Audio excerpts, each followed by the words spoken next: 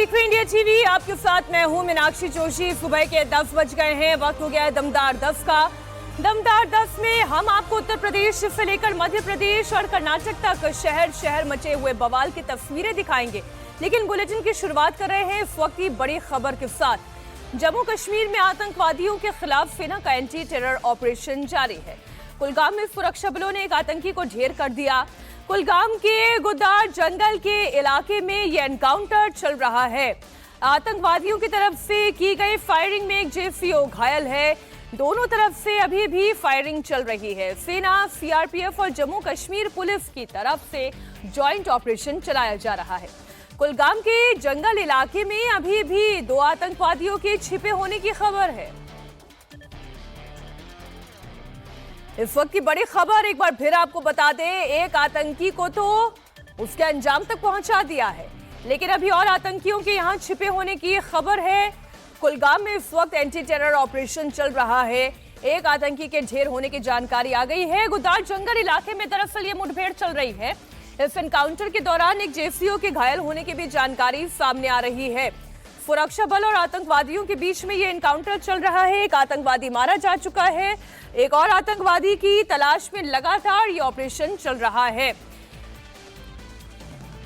जैसा कि आप जानते हैं कि कुछ गाइडलाइन से लाइव एनकाउंटर ऑपरेशन की तस्वीरें हम आपको नहीं दिखा सकते हैं, लेकिन जिस तरीके से इस पूरे इलाके को कॉर्डन ऑफ किया गया है, आम लोगों को चेताया जा रहा है। आप देख सकते हैं जम्मू कश्मीर पुलिस, सीआरपीएफ का ये जॉइंट ऑपरेशन है। कुलगाम के गुदार जंगल में इस इलाके में ये मुठभेड़ चल रही है। एनकाउंटर के दौरान एक जेसीओ के घायल होने की खबर भी सामने आ रही है। हमारे सहयोगी मंफूर मीर इस वक्त लाइव जुड़ गए हैं।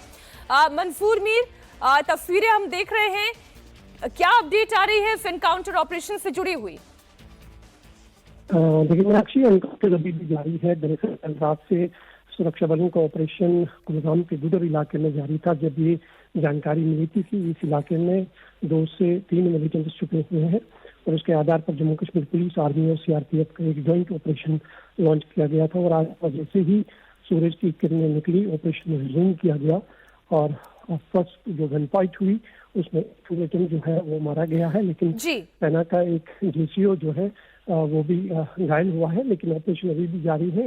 1 से 2 मिलिटेंट्स अभी भी बताए जा रहे हैं कि इलाके में छुपे हुए। 1 से 2 आतंकियों के अभी भी इस इलाके में छिपे होने की जानकारी मिल रही है। बहुत शुक्रिया मंफूर आपका पूरी इंफॉर्मेशन के लिए। कश्मीर में आतंक के खिलाफ ऑपरेशन चल रहा है, तो दूसरी तरफ बंगाल झारखंड में घुसपैठियों और रोहिंग्याओं पर घमासान छिड़ा हुआ है। मालदा में टीएमसी विधायक ने बीजेपी विधायक को खुले मंच से धमकी दे दी। अगर बंगालियों को रोहिंग्या या बांग्लादेशी कहोगे तो मुंह में तेजाब डाल दूंगा। मालतीपुर से टीएमसी विधायक अब्दुल रहीम एक कार्यक्रम में गए थे, जहां उन्होंने नाम लिए बगैर बीजेपी विधायक शंकर घोष को ये धमकी दी है। बंगालियों को अगर बांग्लादेशी कहा तो मुंह में तेजाब डाल दूंगा। आप सुनिए उनकी ये तेजाबी धमकी।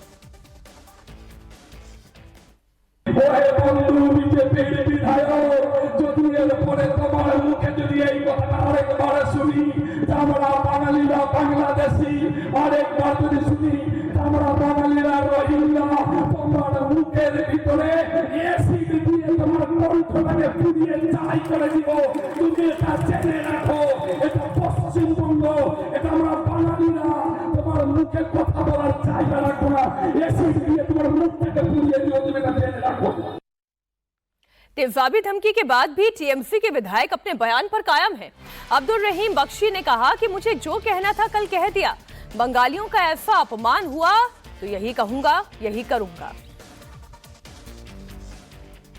कल जो बोलने का था वो बोल दिया है मंच पर।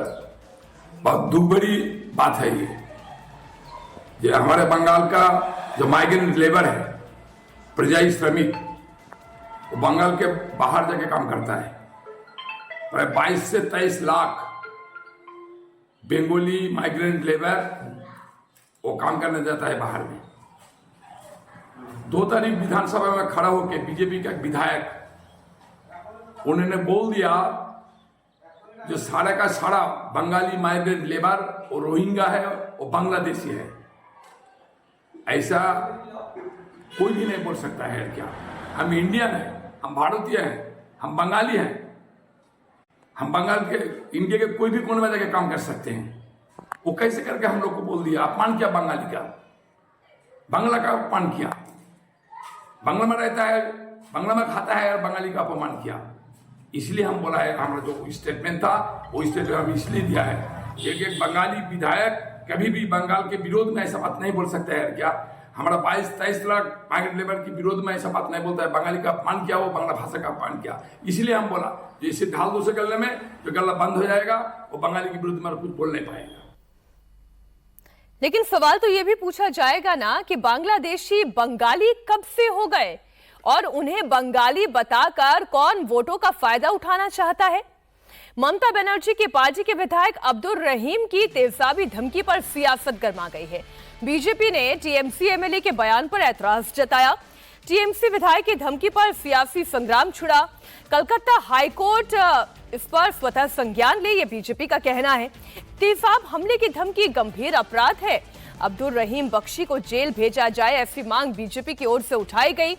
रोहिंग्या पर एक्शन से टीएमसी क्यों तिलमिला रही है, यह सवाल पूछे संबित पात्रा ने। बंगाल के मालदा के तृणमूल कांग्रेस के जिला अध्यक्ष, जिनका नाम अब्दुल रहीम बख्शी है, अब्दुल रहीम बख्शी, उन्होंने भी धमकाया है।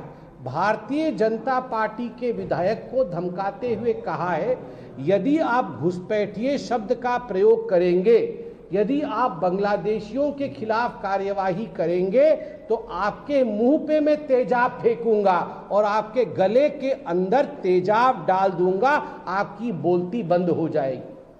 मैं बहुत ही संवेदनशीलता के साथ ये अपील करता हूं कि कलकत्ता के हाईकोर्ट का इसको सुओ मोटो कॉग्निजेंस लेना चाहिए।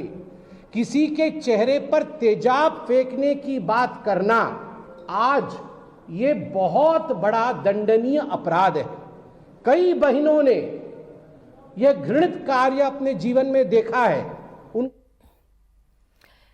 टीएमसी के विधायक ने तेजाबी धमकी दी, उधर कांग्रेस के बड़े नेता ने कब्र खोदने की धमकी दे दी। इरफान अंसारी झारखंड के हेल्थ मिनिस्टर हैं, वो राहुल गांधी के करीबी भी हैं, इसलिए उन्हें झारखंड सरकार में मंत्री भी बनाया गया है।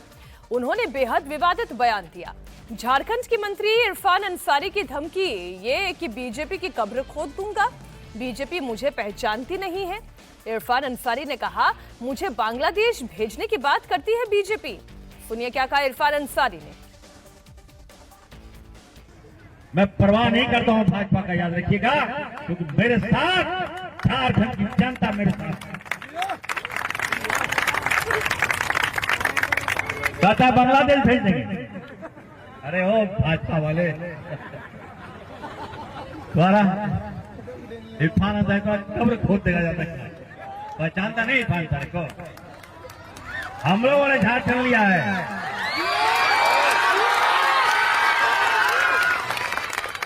अरे मजाक बना के रख दिया, कहता घुसपैठिया बोलता है आपको। बताइए घुसपैठिया लगता है आपको? वो तो भगा है अभी चुनाव में। आइए बात करते हैं देश के कई शहरों में हुए बवाल और हिंसा की। कर्नाटक के मंड्या में गणेश प्रतिमा विसर्जन यात्रा के दौरान दो समुदायों के बीच में पथराव हो गया। घटना के बाद पूरे इलाके में तनाव है। घटना रविवार रात की है, जब गणेश प्रतिमा विसर्जन शोभा यात्रा में कड़ी पुलिस सुरक्षा के बीच राम रहीम नगर के पास से एक मस्जिद से गुजर रही थी, लेकिन तभी कुछ उपद्रवियों ने इस शोभा यात्रा पर पथराव कर दिया। इस बवाल की शुरुआत उस वक्त हुई जब गणपति विसर्जन के दौरान निकाली जा रही शोभा यात्रा पर मस्जिद के पास से पथराव किया गया। मस्जिद से पथराव की बात सामने आने पर शोभा यात्रा में शामिल युवक भी उग्र हो गए। इस वजह से दोनों समुदायों के बीच हालात तनावपूर्ण हो गए। हालात को बिगड़ता हुआ देखकर पुलिस ने स्थिति को जैसे तैसे संभाला। पूरे इलाके में पुलिस फोर्स तैनात की गई। मांड्या में गणपति विसर्जन की शोभा यात्रा के दौरान कुछ लोग सड़क पर आ गए और पथराव करने लगे। तस्वीरें आप देखिए, किस तरह लोगों की भीड़ शोभा यात्रा पर पत्थर फेंक रही है। सामने से शोभा यात्रा आ रही है और भीड़ उस पर पत्थर बरसा रही है। शोभा यात्रा में गणपति जी की मूर्ति भी है। लोग भगवा झंडा लिए हुए हैं, धीरे धीरे आगे की तरफ बढ़ ही रहे थे कि कुछ लोग सामने से आकर शोभा यात्रा का विरोध करने लग गए। विरोध शुरू हुआ तो फिर झड़प तो होनी ही थी। इस झड़प में 8 लोगों के घायल होने की भी खबर है। फिलहाल उनका अस्पताल में इलाज जारी है। घटना के बाद कस्बे में अतिरिक्त पुलिस बल को तैनात किया गया। हालात को देखते हुए मुदूर कस्बे में धारा 163 लागू की गई है।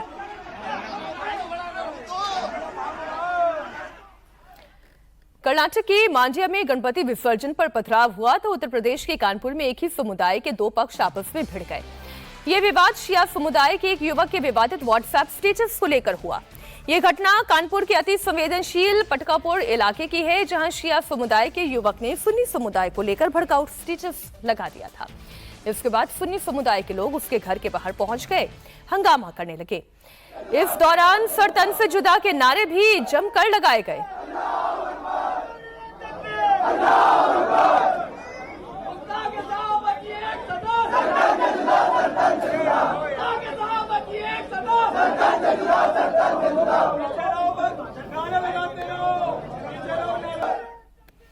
भीड़ ने आरोपी के घर का दरवाजा तोड़ दिया, घर पर जमकर पथराव किया। हंगामे की खबर पाकर मौके पर बड़ी संख्या में पुलिस फोर्स तैनात हुई। पुलिस के बड़े अधिकारी भी पहुंचे। लोगों को समझा बुझाकर हालात को काबू में किया गया। फिलहाल विवादित पोस्ट लगाने वाले आरोपी को हिरासत में भी लिया गया। साथ ही तनाव को देखते हुए मौके पर पीएससी और पुलिस को तैनात किया गया। मोहल्ले वालों की सूचना पर कोतवाली थाने की सर्किल फोर्स और डीसीपी मौके पर पहुंचे। लोगों को समझाकर हालात को नियंत्रित किया। आरोपी को हिरासत में लिया गया। तनाव को देखते हुए मौके पर पीएससी और पुलिस तैनाती रही। पुलिस ने मौके पर लोगों को समझाने के लिए मुस्लिम धर्म गुरुओं का भी सहारा लिया। अपने अपने घरों में चले जाएं। यहाँ पे जो लोग हैं भीड़ बिल्कुल न जमा करें। इसलिए प्रशासन से बात हो गई है। जिन्होंने ये हरकतें की है इंशाअल्लाह वो अंदर जाएंगे और उनको पकड़ लिया गया है।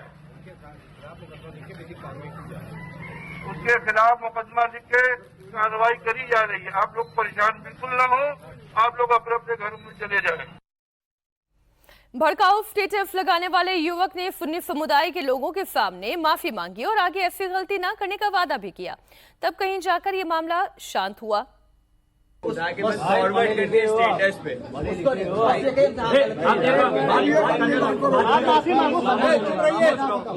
के टाइम पे हमने फॉरवर्ड कर दिया उसको स्टेटस पे। जब मैं सो रहा था अभी मैं उठा तो मेरे पास कॉल आई थी बहुत सारी। मैं उठा मैंने देखा कि ये लिखा है तो मैंने तुरंत डिलीट किया। सब जानते कि मैंने कभी भी ऐसा स्टेटस कभी भी नहीं लगा इससे पहले। बेटा सबको जो है सबको बताओ मुझसे गलती हो गई है।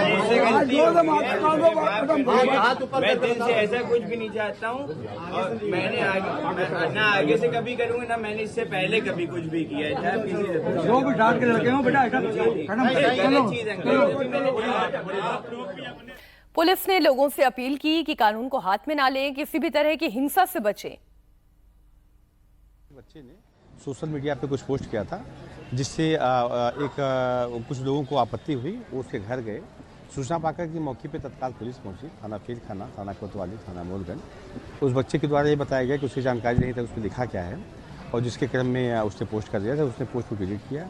उसको हम लोग हिरासत में लिए हैं पूछताछ के लिए और इन लोगों से अपील किए हैं कि जिनको आपत्ति है तहरीर से उसको मुकदमा लिखेंगे। दोनों पक्षों के जो भी धर्मगुरु रहे वो आए, वो चाहे सिया पक्ष हो चाहे सुन्नी पक्ष हो, और उन्होंने लोगों से अपील की है और लोग अपने अपने घर चले गए हैं। शांति व्यवस्था कायम है, किसी भी प्रकार की कोई दिक्कत नहीं है और उस बच्चे के ऊपर जो भी लीगल एक्शन हो हम किया करेंगे। अब बात करते हैं देश में चल रही मूसलाधार संकट के बादलों की। जी हां, ये कम होने का नाम नहीं ले रहे हैं। बड़ी खबर यह है कि उत्तर भारत में सैलाबी आफत के बाद अब गुजरात में भी हालात मुश्किल हो गए हैं। भारी बारिश के बाद बाढ़ की चपेट में गुजरात के 18 जिले हैं। तेज बारिश का रेड अलर्ट है। अहमदाबाद सबसे ज्यादा प्रभावित है। साबरमती का जलस्तर खतरे के निशान को छू रहा है। नदी का जलस्तर पूरे उफान पर है। अहमदाबाद के 19 इलाकों में 132 गांव बाढ़ की मार से बेहाल है। गुजरात के 18 जिलों में आज भारी बारिश की चेतावनी है। नवसारी, वडोदरा, मोरबी, साबरकांठा, बनासकांठा में नदियों का पानी रिहायशी इलाके में घुस गया है। निचले इलाके खाली कराए गए हैं। लगातार अलर्ट जारी किया जा रहा है। एसडीआरएफ की टीम ने अलग अलग इलाकों में 25 से ज्यादा लोगों को सुरक्षित निकाला है। भारी बारिश के चलते आज और हालात बिगड़ने का अलर्ट है। अहमदाबाद सिटी की ये तस्वीरें डराने वाली हैं। रिवर फ्रंट का पूरा इलाका डूब जोन में तब्दील हो चुका है। साबरमती नदी उफान पर है। लाखों क्यूसेक पानी छोड़ा गया है, जिसके चलते साबरमती नदी खतरे के निशान को टच कर गई है। अब थोड़ा सा भी पानी बढ़ा तो कई रिहायशी इलाके सैलाब में डूब जाएंगे। एहतियातन शहर के निचले इलाकों को खाली कराया जा रहा है।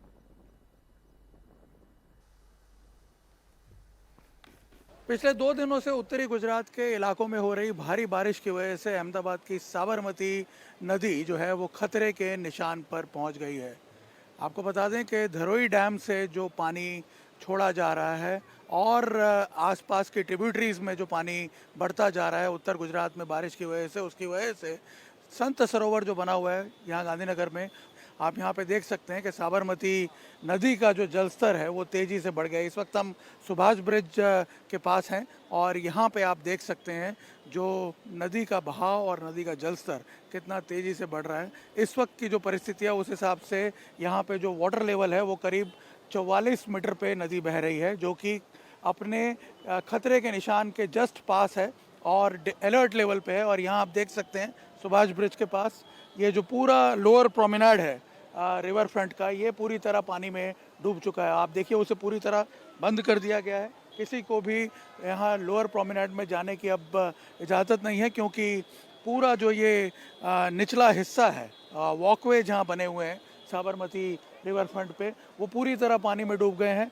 45 मीटर के ऊपर अगर ये पानी जाता है तो फिर कुछ ऐसे पॉइंट्स हैं, डिस्चार्ज पॉइंट, जहां से पानी शहर के अंदर घुस सकता है और उन इलाकों को खाली करवाने के जो प्रयास हैं वो शुरू कर दिए गए हैं। परीक्षित लाल नगर का इलाका है, चंद्रभागा का इलाका है, चंद्रनगर का इलाका है पालड़ी के पास, वहाँ से अभी एहतियातन लोगों को हटाने की जो कार्रवाई है वो शुरू कर दी गई है।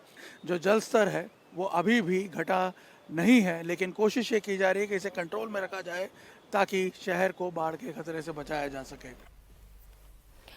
अहमदाबाद की तरफ सरोवर बांध से लगातार पानी छोड़ा जा रहा है।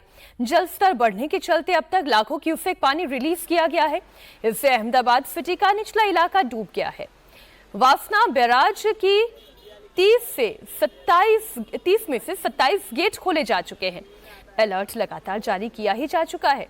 अहमदाबाद के लिए अगले कुछ घंटे बहुत मुश्किल रहने वाले हैं। शहर के वासना बैराज पे हैं इस वक्त हम, जहां पे 30 में से 27 गेट जो हैं वो पूरी तरह खोल दिए गए हैं। नदी का लेवल जो है इस वक्त 131 फीट के ऊंचाई पर है इस वक्त यहाँ पे, और आपको बता दें कि इससे बढ़ने नहीं दिया जाना चाहिए, इसलिए तमाम गेट जो हैं वो पूरी तरह खोल दिए गए हैं और पानी को फ्री फ्लो मोड पे रख दिया गया है। जितना पानी आ रहा है वो सारा का सारा यहाँ से बह के जा रहा है। इस वक्त करीब 98,000 क्यूसेक से ज़्यादा पानी जो है वो यहाँ वासना बैराज से जो है बाहर नदी की तरफ नदी से निकाला जा रहा है, क्योंकि आपको बता दें ये जो पीछे अहमदाबाद शहर आपको नज़र आ रहा है, यहाँ पे पानी शहर के अंदर भी जा सकता है। कई ऐसे पैचेस हैं जिनके अंदर जा सकता है। यदि और 4-5 फीट लेवल बढ़ा पानी का तो उसे मेंटेन करने के लिए यहाँ पे वासना बैरेज जो है उसको पूरी तरह खोल दिया गया है।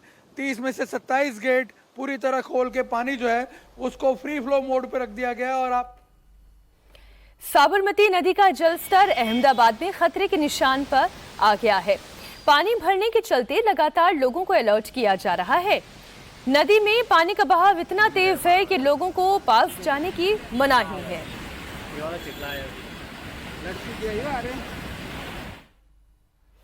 देश का अगला उपराष्ट्रपति कौन होगा? उपराष्ट्रपति चुनाव का काउंटडाउन शुरू हो चुका है। अब से ठीक 24 घंटे के बाद वोटिंग की प्रक्रिया शुरू हो जाएगी। चुनाव में कौन बाजी मारेगा, मोदी का प्लान क्या है, राहुल क्या कर रहे हैं, किसके पास कितने नंबर हैं, एक एक डिटेल आपको बताएंगे। लेकिन उससे पहले जरा इस वक्त की बड़ी खबर आप जान लें। उपराष्ट्रपति चुनाव को लेकर दिल्ली में हलचल तेज हो गई है। एनडीए और इंडिया गुट दोनों ही अपने अपने सांसदों को चुनाव में वोट डालने की ट्रेनिंग दे रहा है। आज बीजेपी के वर्कशॉप का दूसरा दिन है। बीजेपी के सभी सांसद और मंत्री आज दोपहर बाद 3 बजे से शाम 6 बजे तक कार्यशाला में ही रहेंगे। बीजेपी की ये वर्कशॉप संसद भवन परिसर के जीएमसी बालयोगी भवन में चल रही है। वर्कशॉप में खुद प्रधानमंत्री बीजेपी सांसदों को चुनाव में सही तरह से वोटिंग करने की ट्रेनिंग दे रहे हैं। कल पहले दिन जब नरेंद्र मोदी कार्यशाला में पहुंचे तो वो जाकर एक आम कार्यकर्ता की तरह सबसे पीछे बैठ गए। देखिए आप इस तस्वीर को। हालांकि कुछ देर के बाद प्रधानमंत्री नरेंद्र मोदी पीछे से उठकर आगे आ गए और सांसदों से भी कुछ सवाल उन्होंने पूछे।